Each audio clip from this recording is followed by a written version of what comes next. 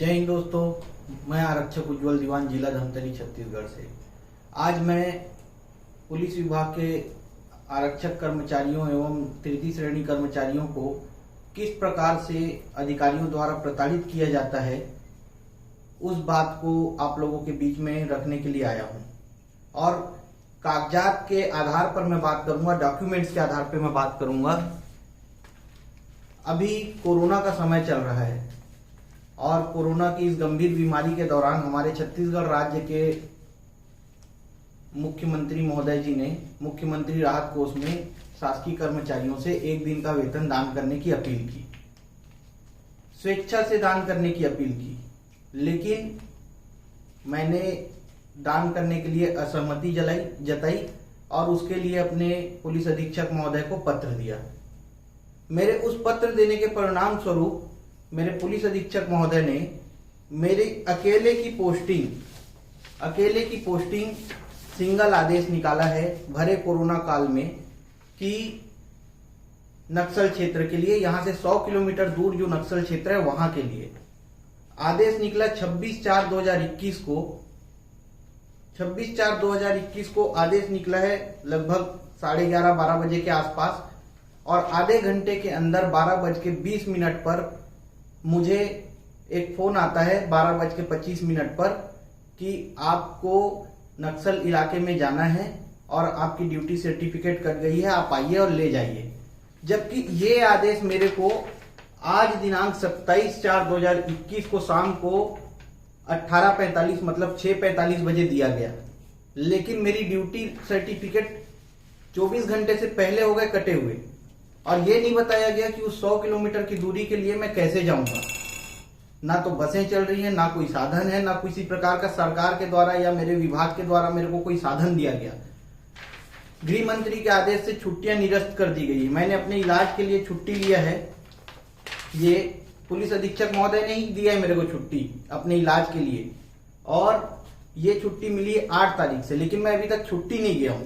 क्यों? क्योंकि अभी राज्य में ड्यूटी सख्त चल रही है, परिस्थितियां विपरीत है, और इन्होंने मेरा सिंगल आदेश कर दिया सिर्फ इसलिए क्योंकि मैंने अपना वेतन नहीं कटवाने के लिए आवेदन पत्र दिया है। इस प्रकार हमेशा। और फिर मैं कल पुलिस अधीक्षक महोदय के पास गया कि सर मेरी बात सुन लें। तो मेरे पहुंचने से पहले सर ऑफिस से चले गए थे। तो मैं अपना जो पत्र लेकर गया था उस पत्र को देने के लिए ऑफिस में 2-2.5 घंटे इंतजार किया, लेकिन वहां पर सख्त मना कर दिया गया है कि पत्र नहीं लेना है। मेरे द्वारा पत्र दिया जा रहा है लेकिन वहां लिया नहीं जा रहा ऑफिस में। कल मैं इतना परेशान हुआ, मैं आज पुनः गया। आज भी 3-4 घंटे मैं ऑफिस में बैठा रहा, मेरा पत्र फिर नहीं लिया गया। मुझे दूसरे कार्यालय भेजा गया, वहां लेंगे। वहां जिस कार्यालय में भेजा गया उस कार्यालय द्वारा बताया गया कि आप तो यहाँ की स्टाफ नहीं है, आपका पत्र नहीं लिया जाएगा। सारा दिन मैं परेशान हुआ। उसके बाद मैं अपना इस्तीफा लिख दिया तंग आकर। मजबूरी में मैंने इस्तीफा लिखा। अब मेरा इस्तीफा भी मेरे अधिकारी नहीं ले रहे हैं, मेरे ऑफिस वाले नहीं ले रहे हैं। अभी मैं जिस जगह पे मेरी पहले तैनाती थी वहां से मेरे को ड्यूटी सर्टिफिकेट देकर रवाना कर दिया गया है, और जहां मुझे जाना है वहां जाने के लिए साधन नहीं है। वर्तमान में तो मैं सिर्फ पुलिस अधीक्षक कार्यालय के और पुलिस अधीक्षक महोदय के अधीन रह गया हूं, लेकिन मेरी बात वही नहीं सुन रहे हैं। जिला के मुखिया होने के नाते अगर वो मेरी बात नहीं सुनेंगे तो मेरी बात कौन सुनेगा? इस प्रकार से हम कर्मचारियों को लगातार प्रताड़ित किया जाता है। अगर हम अपने हक की बात करते हैं, हम अपने अधिकार की बात करते हैं, तो लगातार अधिकारीगण प्रताड़ित करना चालू कर देते हैं। और इन्हीं प्रताड़नाओं से तंग आकर हमारे कई जवान आत्महत्या कर चुके हैं और कई ऐसी परिस्थितियों से गुजर चुके हैं। मैं तो थोड़ा हार्ड था तो मैं नहीं किया, लेकिन तंग करने का जो इनका तरीका है ये सदियों से चला आ रहा है। 1861 के पुलिस रेगुलेशन का ये हमेशा दुहाई दे देकर हम जैसे कर्मचारियों को परेशान करते हैं। कोई बोलता है, कोई नहीं बोल पाता, जो बोलता है उसको अलग से प्रताड़ित किया जाता है। मेरा मेच का पोस्टिंग हुआ है सर, मैं जाने के लिए तैयार हूं, लेकिन अभी वर्तमान स्थिति ही नहीं है वैसी। और पूर्व में मैं उस जगह तैनाती काट के आया हूं, जो नहीं गए उनको भी भेज सकते थे आप। और ऐसा कौन सा मैं काम कर दिया जिससे मेरे को अकेला भेजना पड़ रहा है? और जिन लोगों का 6 महीना 8 महीना पहले आपने पोस्टिंग किया है उनको अभी तक आप रवानगी नहीं दिए हैं, और 5 मिनट 10 मिनट के अंदर आप मेरे को आदेश जारी करके रवानगी डलवा देते हैं मेरी जानकारी के बगैर। मैं पुलिस अधीक्षक महोदय को पत्र देता हूं तो मेरे से स्पष्टीकरण मांगा जाता है कि आप अपना स्पष्टीकरण दें। ये कि आप डायरेक्ट मुझे पत्र कैसे दिए? सर आप मेरे मुखिया हैं, आपको पत्र नहीं दूंगा तो किसको पत्र दूंगा? मैं अपनी परेशानी आपको नहीं बताऊंगा तो किसको बताऊंगा? इस प्रकार से प्रताड़ित करते हैं आप हमको। हम आज अपने हक की बात कर रहे हैं, अपने अधिकारों की बात कर रहे हैं। मैं आपसे आरटीआई से जानकारी मांग रहा हूं तो आपको तकलीफ होने लग जा रही है। जब आप लोग शोषण करते हैं हमारा तब तो हम नहीं बोले, जब हम सरकारी ड्यूटी अपने पैसों से करते हैं तब तो हम नहीं बोलते, तब तो आपको बड़ा अच्छा लगता है। जबकि शासकीय गाड़ियां आपके बच्चों को घुमा रही है, आपके घर वालों को घुमा रही है।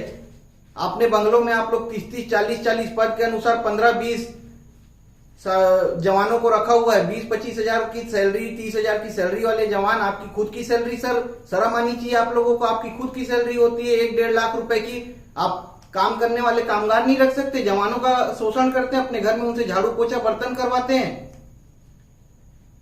तब आपको शर्म नहीं आती है? इतने बड़े बड़े पद के अधिकारी हैं आप लोग। आप लोगों का तो रिकवरी होना चाहिए सर नियम से। शासन उन जवानों को भर्ती करती है अन्य ड्यूटियों के लिए, जनरल ड्यूटियों के लिए, आपके बंगलों में काम करने के लिए नहीं होते सर वो।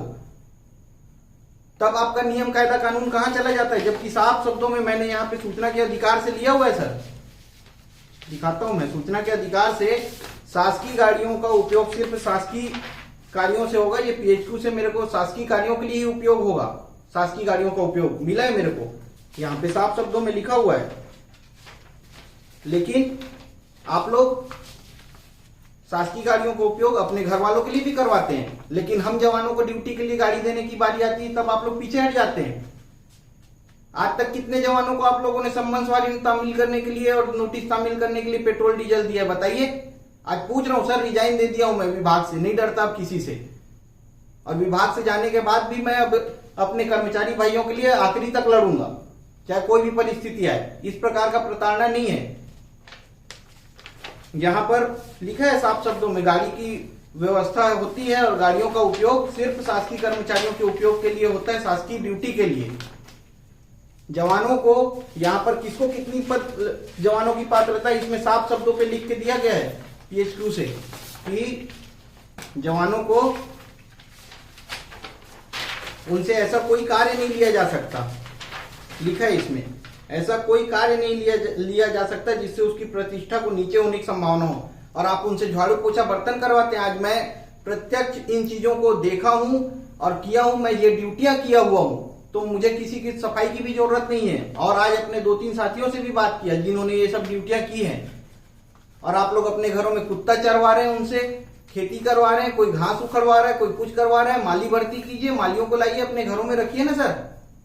ये सब काम कराने आपके घर के डस्टिंग करने के लिए क्या जवान आपके घरों में बर्तन धोने के लिए हैं? शर्म आनी चाहिए सर। आप लोग इतने बड़े पदों में बैठे हुए हैं और कर्मचारियों का शोषण करते हैं। अपनी बात रखने के लिए हमको मौका नहीं दिया जाता है। आज मैं 2 दिन से घूम रहा हूं, कल भी घूमूंगा, लगातार 3, 4, 5 दिन तक घूमूंगा, लेकिन मेरी कोई सुनवाई नहीं होगी। जब मेरी बातों को आप सुनेंगे नहीं तो फिर आप लोग उस पदों में बैठ के काहे के लिए अपना तमाशा करवाने के लिए बैठे हैं? सोशल मीडिया का युग है, पहले दबा लिया आप लोगों ने जितना दबाना था। अभिव्यक्ति की आजादी है, मैं अपने अधिकार और अपनी चीजों के लिए बोल सकता हूं, लिख सकता हूं, और अब मैं ये करूंगा और हमेशा करूंगा। और आप लोग जितने नियम कायदे कानून तोड़े हैं, आप लोग जो महीने में 15, 20, 10 जवानों को रखते हैं जिनका 2 लाख, 2.5 लाख, 3 लाख रुपए की सैलरी बनती है, अब आप लोग दीजिए शासन को। आप लोग की तो रिकवरी होनी चाहिए, अच्छे से होनी चाहिए और पूरी तरीके से होनी चाहिए। तब आप लोगों को समझ में आएगा कि जवानों का शोषण कैसे होता है और क्या होता है। अपने बंगलों में जब जवानों को रखते हैं उसका अधिकार नहीं है आपको, यहाँ पे लिखित में दिया गया है मेरे को, तब भी तो आप रख रहे हैं ना। नियम कायदे सिर्फ जवानों के लिए होते हैं, नीचे स्तर के। हम अपनी बात नहीं रखेंगे क्या सर? सिर्फ हमारा शोषण करने के लिए आप लोग आए हुए हैं। 1861 का पुलिस रेगुलेशन को लेके समय के अनुसार संशोधन किया होता तो ये दिन नहीं देखना पड़ता। नहीं हो रहा है तो हमारा लगातार शोषण हो रहा है। बेचारे कई जवान आत्महत्या कर लिए आप लोगों को शोषण से परेशान होकर। कई जवान बेचारे घुट घुट कर जिंदगी जी रहे हैं जो कुछ नहीं बोल पा रहे हैं। लेकिन मैं अपने आप को नीचा गिराकर अपना जमीन बेच के नौकरी नहीं कर सकता। शासन की नौकरी अपने दम पर लगा था, पुलिस विभाग मेरा पैशन था, मैं ड्यूटी करना चाहता था, लेकिन मुझे आप लोगों ने ना ड्यूटी करने दिया ठीक से, ना इतना परेशान किया कि अब परेशान होने के बाद, इतना डिस्टर्ब होने के बाद आज मेरे को सिर्फ पत्र देने के नाम से इस्तीफा देना पड़ रहा है, क्योंकि मैं पत्र दे रहा हूं तो उसको पत्र को एक्सेप्ट करके कोई मेरी पावती नहीं दे रहा है। सर मैं पत्र दिया हूं करके कैसे माना जाएगा अगर पावती नहीं देंगे तो? और मेरी बातों को आप सुनने के लिए तैयार नहीं है। मेरे जैसे कई जवान हैं जो परेशान हैं, और आप लोग इस तरह से प्रताड़ित करते हैं और उनको परेशान करके फिर उनको आत्महत्या के लिए आप लोग मजबूर करते हैं। 90% मामलों में ऐसा देखा जाता है कि जवान आत्महत्या कर लेता है और आप लोग बोल देते हैं कि पारिवारिक कारण। सच्चाई से जांच की जाए ना सर, तब पता चलेगा कि क्या कारण था, मुख्यतः क्या कारण है। और ये मैं इसका प्रत्यक्ष उदाहरण हूं कि जवान क्यों आत्महत्या करते हैं, कितना डिप्रेशन में जाता है जवान। और आप लोगों को शर्म नहीं आती है, अपने घरों में 15-20 जवानों को रखे रहेंगे। अब उन सब चीजों के लिए आके बोलती है, क्यों नहीं बोलते आप लोग कि नहीं मैं तो 20 जवान अपने घर में रखा हूं, 15 रखा हूं, 10 रखा हूं, मेरी पोस्टिंग तो फलाना जगह है लेकिन 4 जवान मैं उस जगह पे रखा हुआ हूं अपने घर में। बोलिए ना सर, तब तो समझ में आएगा। आप लोग उस चीज को समझते ही नहीं है। हम लोग की परेशानियां नहीं है, सिर्फ आप लोगों की परेशानियां हैं। जो आप लोग को तो शर्म आना चाहिए। 500, 200, 1000 रुपए का नौकर नहीं रख सकते घर में, आप जवानों के ऊपर डिपेंड है। बस आज इतना ही कहना है। और आगे अब मैं पूरी तरीके से समर्पित हूं पुलिस विभाग में, पुलिस तृतीय श्रेणी पुलिस कर्मचारियों को न्याय दिलाने के लिए हर संभव प्रयास करूंगा। नौकरी छोड़ने के बाद और डट के प्रयास करूंगा। अब तक तो मैं विभाग में था, नियमों कानूनों में बंधा हुआ था, अब लेकिन मैं इन सब चीजों के लिए खुलकर विरोध करूंगा। गलत का विरोध पूरा खुलकर करूंगा। और शासन, ये प्रशासन नियम को नहीं रोक सकते। आप दबाने की भी कोशिश करेंगे तो भारत का संविधान है, भारत का कानून है, मैं उसका सहारा लूंगा।